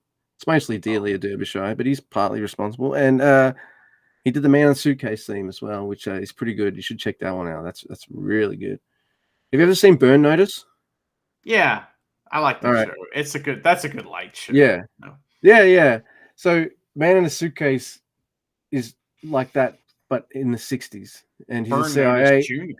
He's a CIA agent that lives in his suitcase, pretty much. And he's not allowed to go back to America. So he's pretty much in Europe, either in the West or in some of the Cold War countries, just doing mercenary missions and shit. Okay. That could be anything from bodyguarding to solving a fucking mystery to stealing shit to whacking people. It can fucking all that kind of stuff. And yeah, so that's Man in a Suitcase. So that's pretty cool. Donald Sutherland's in a couple episodes. So okay, can we talk about Patriot? Can you watch Patriot, please? All right. Listen, I'm over at my sister's the other day, and they're like, "We're almost done with Patriot. We just watched the episode where such and such happened." And I said to them, "That is the best episode of television I've ever seen in my life." And they're like, "Can't disagree." And we both had a good old time talking about it, and they still got 2 episodes left in the show. Dude, Patriot is one of the coolest shows I've ever seen in my life. It's on Amazon Prime. It was an Amazon Prime show. They just marketed it wrong or something. You look at it and you go, why would I want to watch this? But it's a spy show, family spy show. I don't know what else to call it, but it's a family spy show. But it is tremendous, and it's weird in cool ways, and it is like depressing, but not in a book. Like it's similar to BoJack Horseman, where you're like, "Oh my god, this hits so hard emotionally," but it isn't as like hopeless as BoJack Horseman, right? It's not depressing. Like you watch it and you feel good after because it's about that. That's BoJack's giving me a fucking existential crisis, right? So this show has an answer, and it's like you're begging for Mr. Peanut Butter to turn up to make things funny, and then he goes through an existential crisis too, and you're just like, yeah. All right, yes, I know, but yes, The Prisoner. I guess it can be. There's no wrong answer. It's what you want it to mean, really. Yeah. Well, what do you think he was doing there on the island? Was he there of a free choice? And why did he resign? Not resign, resign. Oh, fuck you. Well, if you... All right, spoiler alert for a 60-year-old show. You already did the spoiler thing at the beginning. Oh, shit, yeah, that's right. But, so the show ends the same way it starts, with him in his car that apparently he allegedly made with his own fucking bare hands, nuts and bolts and shit. He says that in one of the episodes just early like on. Tanahashi making the belt. Fucking made that fucking king. Yeah, that's it. Yeah. So I don't know. Like, was he even on an island? Did any of this really happen? Is this him trying to figure himself out mentally, and then at the end of it he's like right back where he started, or he's on a new path to see where he can go through next? What about the spaceship? What about the spaceship? Rocket. I mean, like the other thing you could read into it is, well, the revelation that who's number 1? Oh, it's number 6. Oh, so he's at war with kind of like different sides of himself. The one that wants like kind of order and all that stuff to be maintained, and the other part of him that's anti-authoritarian and wants chaos and all this kind of stuff. Okay, so number 2 wants the chaos, or number 6 wants the chaos? Number 6, he's the fucking number 6 is the spanner in the works, right? Oh, so he's the chaos. Number 1 wants like full total control, and he uses his number twos to do that. So is number one Tanahashi, and Yeah, go Ace. What's that? Go Ace. It could be. So it'd be Tanahashi. He wants order. He wants all that thing. Who would be number 6? Oh. Is it like Sonata? He's trying to fight against the system, but he's not really fighting very hard. It's fucking Taichi. It's Taichi. Taichi is number 6. Oh my god. Okay. He's from another place. He's come into a place that's not his own. He's tried to make it his own. That's right. He's very handsome. He can fight and punch people and sumo wrestle. It's just an excuse for more Taichi, really. Hey, dude, I don't know how much of it you watched, but there's a couple episodes of The Prisoner, mid to late, where they're playing this kind of game, and this game involves 2 trampolines, a net of some kind, and this kind of small pool you can get splashed in or whatever. Okay. And they just bounce around and fight and trying to dunk and all this kind of stuff. Yeah. And I reckon Taichi would fucking destroy ass in that, trampoline, fucking kick, sumo elbow. Bouncing Gamenguri. I mean, that would be tremendous. I'm fucking midair dangerous. Like right down on the trampoline, and they both bounce away. I can't remember much else about it. I think the game's called Koshi or something like that in the game in the show. It's been a while since I've had a rewatch of. No, it hasn't been a while since I've seen The Prisoner, but it has been a while since I've seen the episodes that involve that stupid fucking game. The ones that have Parisi squares in it, Yeah, there's 17 episodes. There's I'd say half of them, just over half, worth watching, and then I've got my 5 or 6 stone cold, the ones I always just go back to every time. Okay, so is number 2 Jay White, David Finley, is it Bullet Club leader because they always keep changing? Kenny Omega, it's all those guys. Is that what it is? Yeah. Okay, that's funny. It's because the leadership keeps changing. That's good. But yeah, one guy comes back and his hair's different. I'm a new man. They shave him and everything, and it's because he was working on another movie or something that. Yeah. He had to have the same haircut. This is really funny. That episode also came out a year after the previous episode, so he's fucking got a haircut and shit. That's Rumpel on the Bailey. What's his name? Leo McKern. He's a good actor. Hey, he sure does like to yell. That was my main complaint with The Prisoner. Is it's hey, can we take it down a notch? But we cannot. That show, I mean, everybody's yelling constantly, except for women. Women are just getting yelled at. Look, it's very 60s. I would say, in that 17 episode run, there are quite a few really good female characters in it. Sure. But on the other hand, it's also a 1960s spy show, and that does pop out. The signs of the times. It's fine. Patriot respects women, and it's a spy show. So I just want to let you know that. Yeah. So it is. There's a female number 2 that's really good. Is this old lady? She's an episode of Doctor Who. She's called Snake Dance. Mary Morris. She's a really good number 2. She kind of dresses up as Peter Pan in the later part of the episode during a fancy dress. It's really fucking cool. There's a really cool cat in it. It's all about the outside. The kind of lesson in that story for number 6 was, hey, you do what you like, man. No one's looking for you. They think you're dead. So you do you. We'll get you in the end. Yeah, that's pretty much the vibe of that. But I just,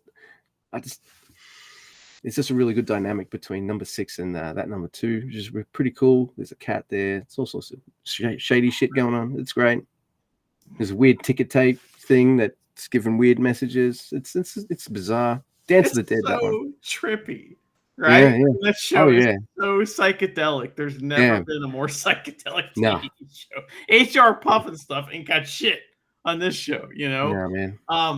what do you think the significance is of the like hand bone is connected to the arm bone connected to the other bone? Now hear the word of the Lord. What are we doing here? That's what is his name? Alexis Canna or The something young like that. man or whatever. Alexis He's Canna. the boy in the Western one, right? Yeah. It's not necessarily. He might not necessarily be the same character or No, not. but he's the same. What does that mean in The Prisoner anyway? You know, Yeah. the same character. He's the same character the same way that number 2 is the same character in both those episodes where it's the same actor, but it's not the same guy. Well, you know, if you see Alex, I can't remember what number designation he has, so I'll just call him Alexis because that's his real name. Well, he's 2 different numbers. He's like number 101 or something, and then another one he's like number 16 or something like that. Right. 6. So he's defer to me. All right. When we're talking about The Prisoner. Yeah. Hey. The guy who's like been obsessed with it half his life. I watched some of it once. So. Yeah, I've been where it's filmed.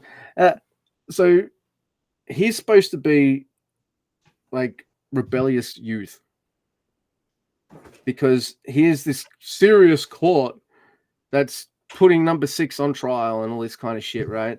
And then here's this rebellious youth going like, "You guys are all fucking the man. It doesn't matter. You're all piece of shit." Like, fucking, he's a rebellious youth and stuff. So yeah, would that scene have been better if it was Picard and John Delancey, as Q? Can we work in Q into The Prisoner? So it's like there's some parallels actually. So. I think like anyone's criticism, negative or positive, about Fallout, which is the name of the last episode of The Prisoner, is correct. Not absolutely correct. Positive or negative, however you feel about that episode, is correct.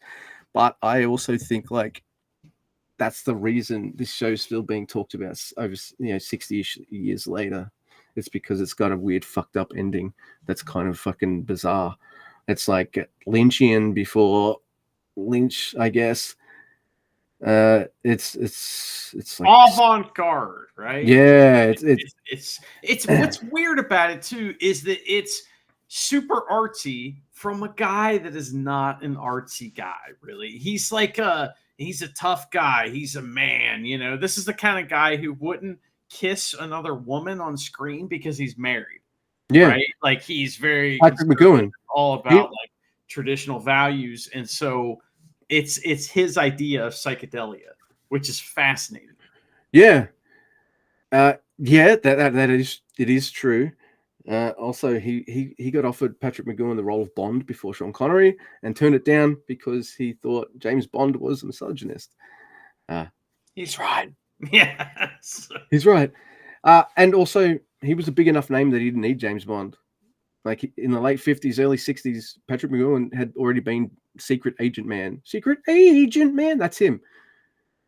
That's Patrick McGowan. So this is his vanity project. This is Patrick McGowan's vanity project. He could do whatever he wanted after that show finished. He wanted to do this. And it started off as you saw the first handful of episodes, or however, it feels like a proper spy show, right? Psychedelic as fuck with some weirdness, but they have plots with a beginning, a middle, and an ending, usually, right? Either he gets caught or he foils their scheme. Or in some way, shape, or form. That's pretty much most of the episodes. But as you get towards the end, they start getting a bit more surreal and tangential and bizarre until you get to the fucking final episode, which is, you wouldn't think a guy like that would have this kind of trippy, psychedelic, arty streak in him. But by the way, he was 40 when this show came out, so. Midlife crisis. I just got a mustache and a dog. I think you're right. There is a lot of that going on. I mean, he's struggling against authority. He's a man and he's a boy. It's like that kind of thing, right? Luke, you're going to be fascinated to find something out about me. The very first movie I ever saw in the theaters was called Baby. The Secret of the Lost Legend or some shit like that. And it's starring McCoogan. All right. And it was one of his like it was one of his like projects that he like turned down 20 other things because he was and it's a piece of shit. But I always remember that movie because it had like boobs in it, but it was African boobs. So it's like, you know, it's cultural. Yeah. Cultural. So it's all cultural. right. It was like rated G and it had boobs and my mom was not happy. So. It's like, here are the adult magazines over here. You're not allowed to look at them. All right. Oh, National Geographic. That's what they used to do, man. Like, it's true. Sears catalog, Victoria's Secret, sure. I can name all these things, but anyway, the movie is. We were definitely products of the pre-internet, weren't we? Yeah, we were. You know, where you find porn in the woods. You know, it's like, what happened here? You like come upon a scene, and this happened to all of us. All right, you come upon a scene in the woods, and it's like a hollowed out tree stump kind of thing or something, and there inside of it is like empty beer cans and porn, and you're like, I'll take that. I like that there's like a pay it forward system for yes. Well, back in the day, teenage masturbators. You leave it in the woods for somebody else. You know? Paying it forward, man. It's like that geocaching thing, you know, where you go to a certain thing and then you pull some trinket out of the thing and you put a trinket in. It's exactly like that. You know that stereotype of like, I'm reading a comic book so old, I don't want to damage it. Get the tweezers out and go. Right. Yeah, I'd recommend it for hollowed out porn mags too, because for different reasons, like Mate Primo. Well, they got rained on. Nothing else happened to them. They just got rained on. It's only the rain. Blame it on the rain. Yeah, yeah. Oh, outstanding. Bit of Millie and a bit of Vanilla. You know, and I like their songs, even though they were lip syncers, but the songs are good. You know, I like the Monkees, and the Monkees didn't always play all their instruments, although they did a lot. So don't be saying they didn't. You know, I love the Monkees. Yeah, dude, they were monkeying around, so they were. They were too busy singing to do the other shit. To put anybody down. They're very positive, right. Even when they're like, I'm not your stepping stone, he's still not insulting them. Like, no. Man, Mickey Dolenz. Dude, Mickey Dolenz fucking blues voice is dope, dude. It's on fire. I love it. I like the Michael Nesmith country songs. They have like several. There's one called Listen to the Band, brother. Dude, tremendous song, man.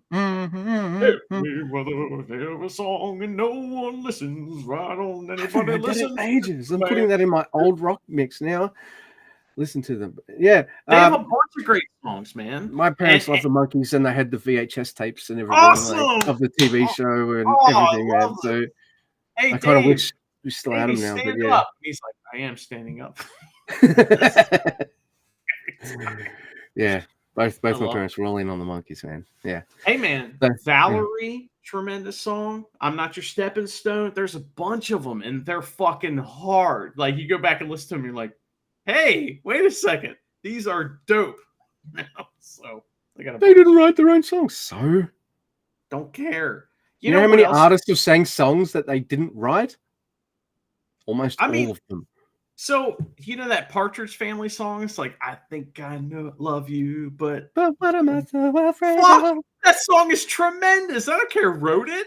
That song is amazing. So beautiful. It's awesome. Yeah. And that's kind of how the Monkees are to me. Yeah. They're like this goofy, fun curio that actually kind of slapped hard. Yeah. I don't know. I like the Monkees.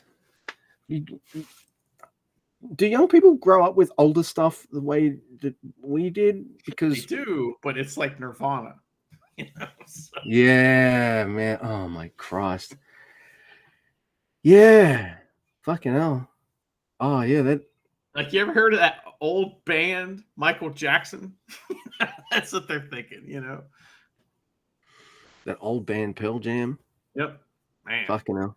Man, Pearl Jam. So, like, I really like them. I bought 10 the day it came out, man. I fucking was on fire for Pearl Jam. Hold on to the train. What's The the deal with currents the, are like, shit. if you go back and listen to it, what the fuck's he saying? Got me towards you.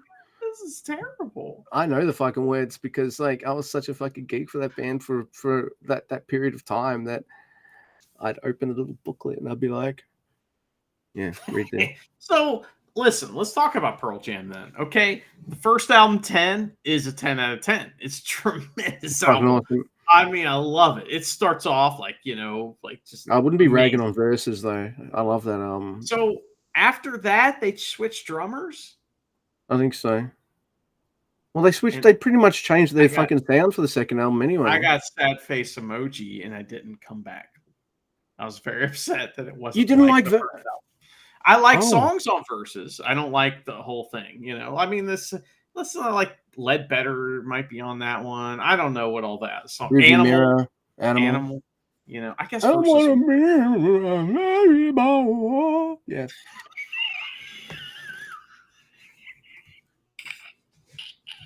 That was also awesome. Got Daughter. That's a tremendous song, right? But like, is it better than Jeremy? No. Right? So, you know, that motherfucker spoke in class today. Is Animal better than Alive? You know, just saying. 10 is so good. So good. You're comparing apples with oranges here now. Like, am I?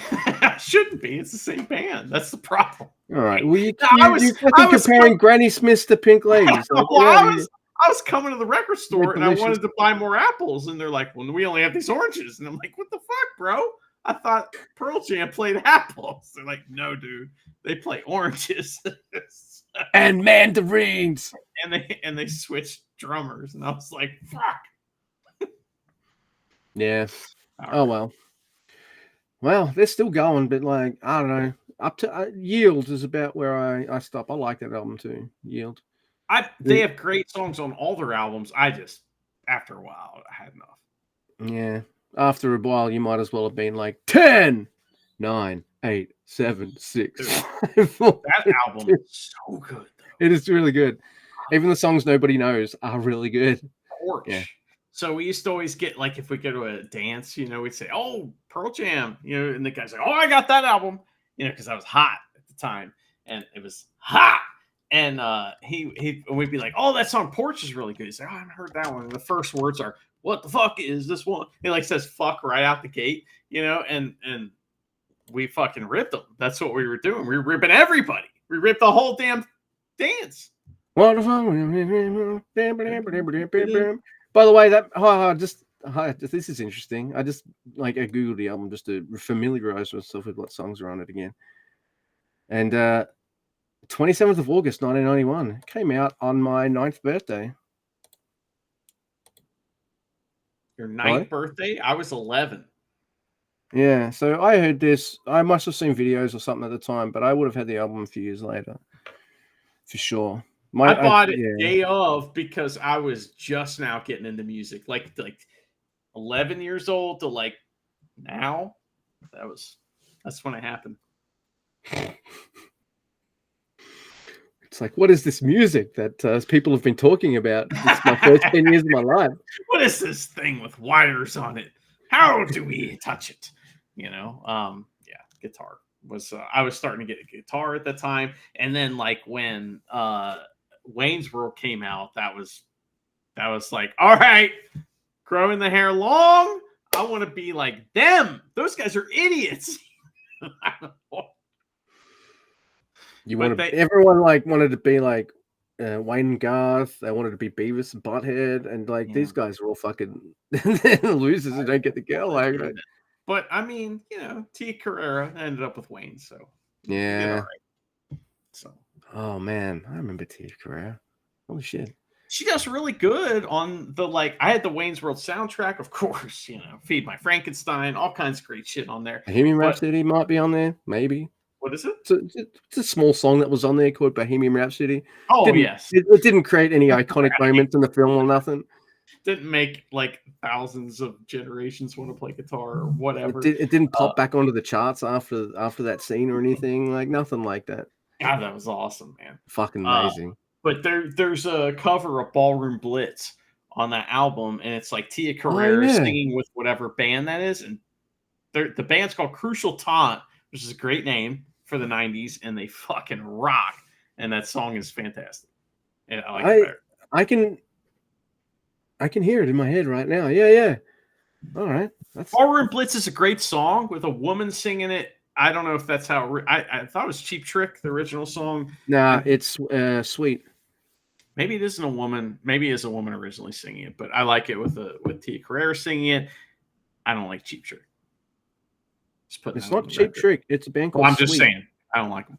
So they had a few other songs that you might know, but I can't think of any of them off the top of my head. My parents love them, my mum especially. Cheap Trick? No, fucking Sweet. Jesus Christ. Good. Better have the name right after all that I just fucking put up with. Jesus fuck. I'm sorry. We should have. Oh yeah, Fox on the Run. Yeah. Okay. Teenage Rampage. Okay, yeah. Ooh, I like that. What's that? You have to send me that that name of that song that I've already forgotten. Crucial Taunt, Ballroom Blitz. Yeah, man. No. The one that's done by the Monkey Man, which should be the theme tune to this episode. I'm decided. What? Listen to the band. Or an old 50s Fallout 4 tune or something. I think Listen to the Band, right? Yeah. I like that song. It's pretty good. That's right. But I mean, heard that he has another one where it's like he goes down to Mexico, and he falls in love with a woman. There's a really funny one like that too. That sounds like every Marty Robbins song I've ever heard.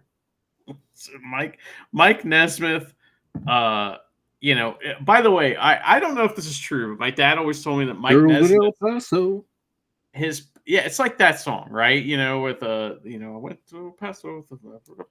One day a wild cowboy came in as wild as the West Texas wind. Right, you know the song, right? Yeah. Dashing and daring, I think. Yeah, never mind. My dad used to tell me that what was it? That Mike Nesmith's parents invented liquid paper, right? Yeah, okay, so that's real. And so he didn't give a fuck. He was just like, well, I don't need to do this. I'm just doing this for fun, right? Oh man, Mary Mary, tremendous monkey song. Tremendous monkey song. I'm trying to find this one. Girl I Knew Somewhere. That one's awesome. Man, You Just May Be the One. I think that's the one where he goes to Mexico and he meets a young lady fair, right? And she just may be the one. I could do Marty Robbins. They're such country songs. I love it. It's awesome. Yeah.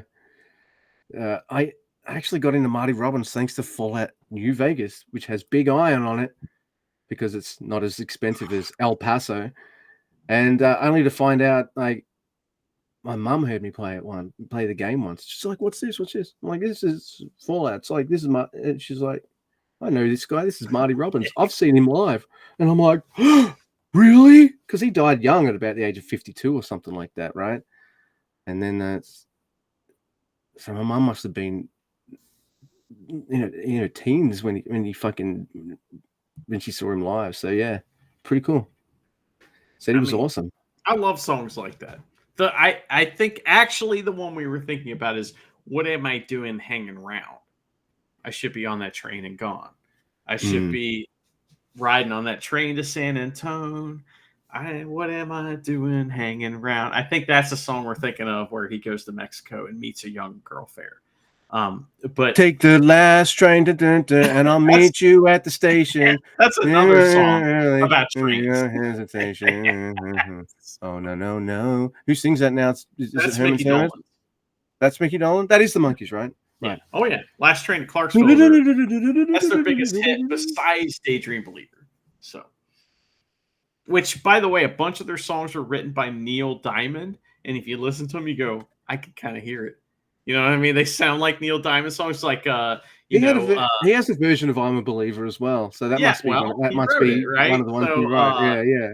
there's a song called "Look Out, Here Comes Tomorrow." That is the most Neil Diamond song ever, and it's Davy Jones singing it. You know? And it's like, wait a second, this is Neil Diamond. It's funny. Far out. Awesome. Fucking Neil Diamond, man. See, you were worried at the start we might not have a few topics to talk about. Always So there we worried. go. Always worried about something. Look at the stress on his face, dear watchers of this. I don't do professionalism on Never Realms. It's like, yeah, here comes tomorrow. That's when I'll have to choose.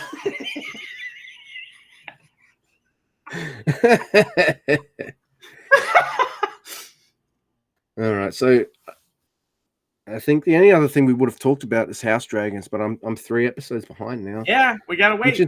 Which is nice. I think that's how I did it the first time around. I think I had there were already 4 episodes out when I started, so maybe I can't remember.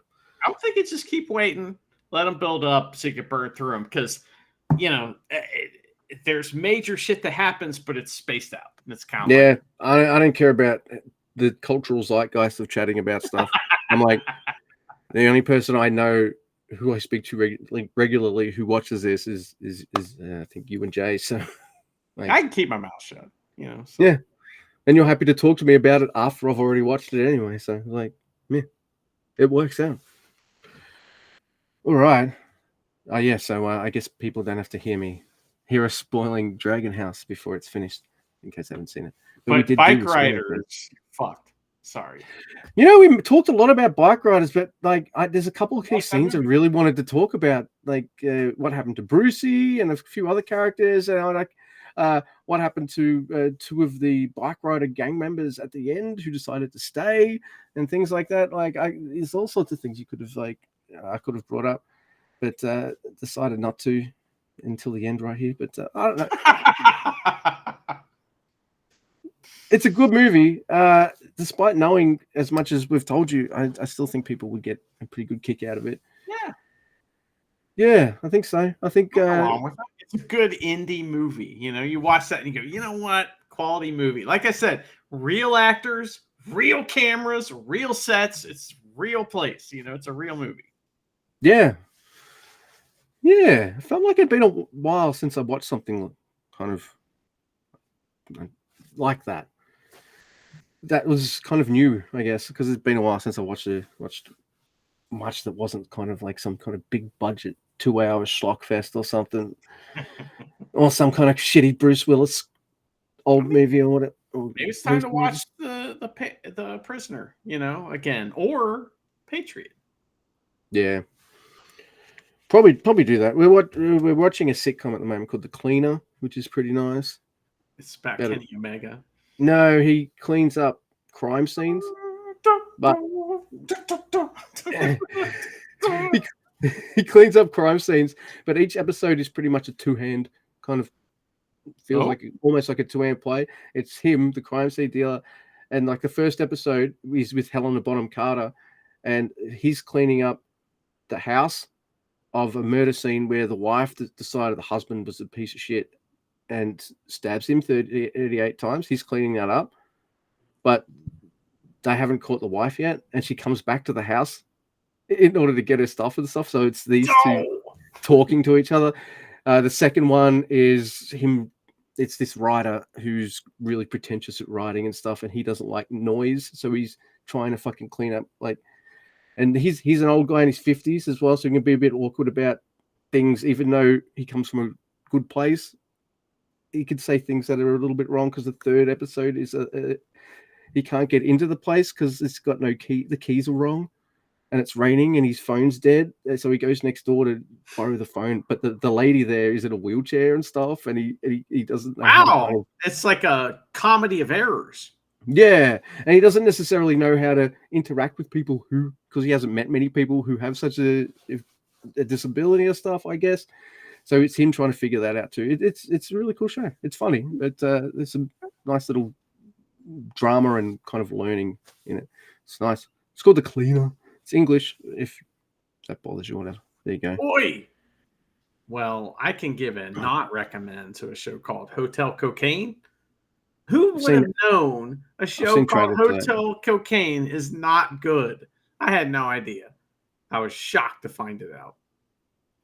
I've seen trailers for that, and I was like, It Yeah, felt like something we'd seen a billion times in the lame. 90s on It's movie. super lame. So, go see Longlegs though.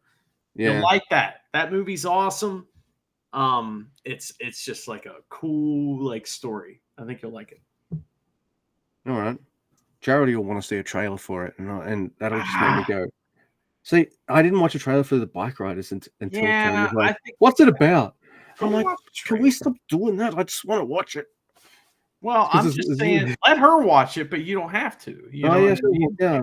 Said I watched the trailers for these things, and I was like, "Well, I was already sold. So are you sold now?" All right, Well, cool. Nicolas Cage is in it, and if I told you, Yeah, that might be enough. if you didn't know he was in it, you may not have guessed. So Oh, really? 'cause he's not on screen a ton, and the character he plays has a lot of makeup, and like but I mean, it's honestly like the role he was born to play, it's kind of good, dude. I don't even think these days he has to go and look for weird roles. I feel like someone comes up with a No. weird concept or a really cool concept, Yeah. and the people making this movie straight away are like, Well, so Nicolas Cage. have you seen Mandy? Oh, I love Mandy. It's Okay, amazing. so it's got a little bit of that in it.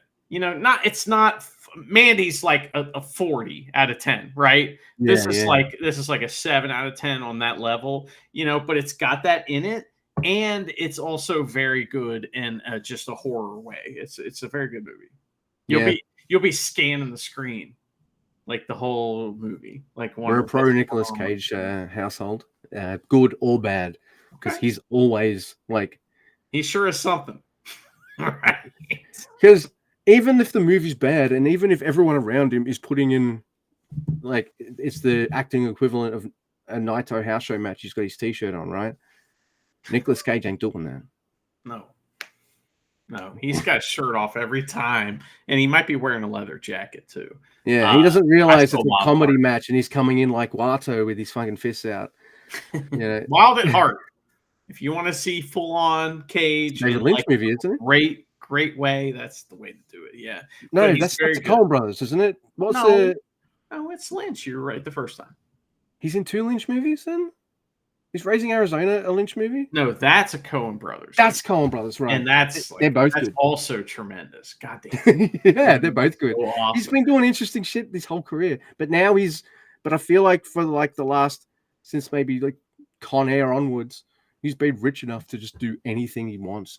Well, there was a time he kind of at one point was doing whatever, because he had tax issues or something. But I did watch the movie, The Unbearable Weight of Being Massive Talent. Awesome. I did watch that, right? I really enjoyed fun. That.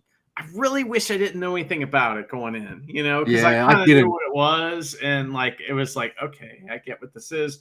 It was really fun though, and Nicolas Cage was awesome in it, and Pedro Pascal is always awesome. So I mean, like, I don't know, that movie was a lot of fun. Not one I'm going to think about a lot in the future, but at the same time, it was really good. Their kind of bromance in that movie is pretty fun. Seeing that develop and change. Yeah, it's a really cool movie, and I only saw the poster of that.